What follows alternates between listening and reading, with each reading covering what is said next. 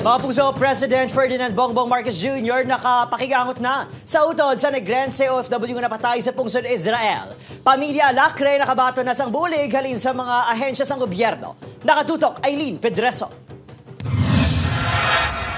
Tuman ng pagpasalamat sa pamilya Lacre bangod magluwas sa pagpakikunong sa ila kalisod.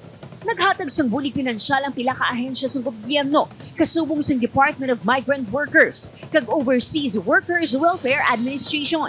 Padamo gid nga salamat kag dason kag ang dako gid nga pulig sa amon pamilya nga daw mahagan-hagan man ang amon nga kaano.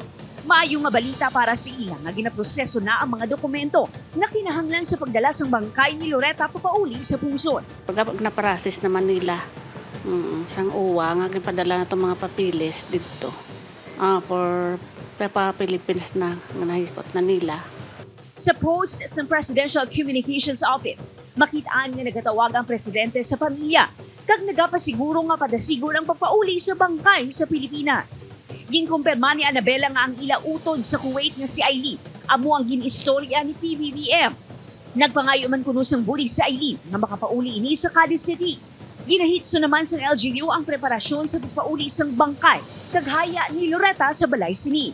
We will also provide the food necessary or needed sa mga kaibigan and friends and whoever would like to attend the wake ni Loretta. Wala pa sang petsa nga gihatag ang OWA kung saan posible ibiyahe ang Negrense OFW.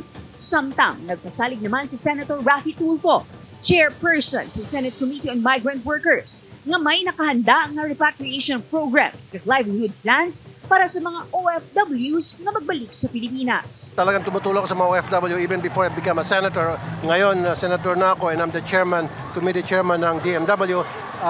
Even more na kailangan ko talagang tumulong. Upod Keruel Banggoy, Aileen Pedreso. 1 Western Visayas.